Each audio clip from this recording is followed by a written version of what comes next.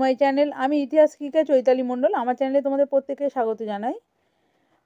আজকের ভিডিওটি নবম শ্রেণীর ছাত্রছাত্রীদের জন্য। যে সমস্ত ছাত্রছাত্রীরা এই বছর নবম শ্রেণীতে নতুন ভর্তি হয়েছে তাদের জন্য আজকের ভিডিওটি সবিশেষ তাৎপর্যপূর্ণ। আজকে আমি তোমাদের সঙ্গে তোমাদের প্রথম অধ্যায়ের একটি গুরুত্বপূর্ণ প্রশ্ন, টেনিস কোর্টের শপথ কী, তার সম্পূর্ণ উত্তর নিয়ে আলোচনা করছি।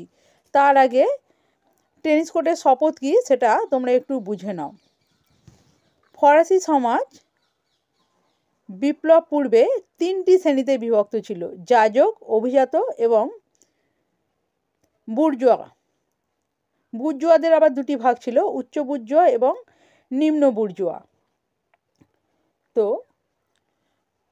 ফ্রান্সে বিপ্লব পূর্বে মাথাপিছু ভোটের পরিবর্তে সম্প্রদায়গত ভোট প্রচলিত ছিল। অথচ তৃতীয় সম্প্রদায়ের মানুষদেরই অধিকাংশ কর প্রদান করতে হতো।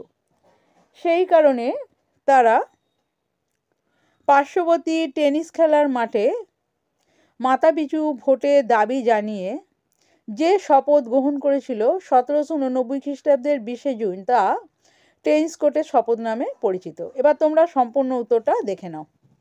1789 খ্রিস্টাব্দে নবনির্বাচিত জাতীয় সভার প্রথম অধিবেশনে তৃতীয় সম্প্রদায়ের প্রতিনিধিরা সকল সদস্যের একই কক্ষে বসা এবং মাথাপিছু ভোটের দাবিতে সরব হয়। এবার দেখে নাও টেনিস কোর্টের শপথ। 1 নম্বর পয়েন্ট, বুর্জোয়াদের ক্ষোভ। তৃতীয় শ্রেণীর প্রতিনিধিদের দাবি রাজা নাকচ করলে ক্ষুব্ধ প্রতিনিধিরা 17 জুন এক সভায় নিজেদের সভাকে প্রকৃত জাতীয় সভা বলে ঘোষণা করে এবং দাবি করে কর ধার্য করার অধিকার শুধু তাদেরই আছে।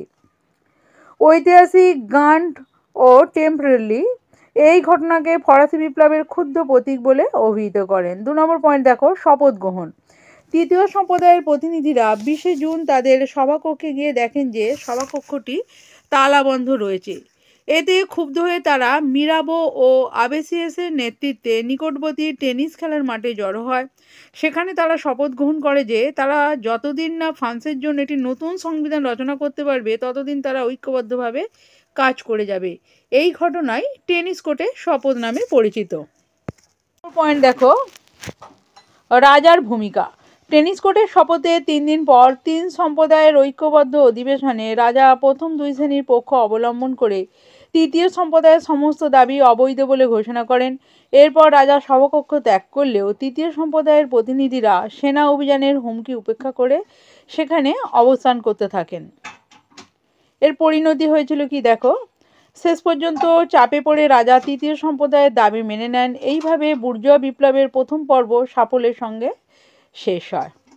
আজকের ভিডিওটি আমি এখানেই শেষ করব। ভিডিওটি কেমন লাগলো অবশ্যই তোমরা কমেন্ট বক্সে জানিও।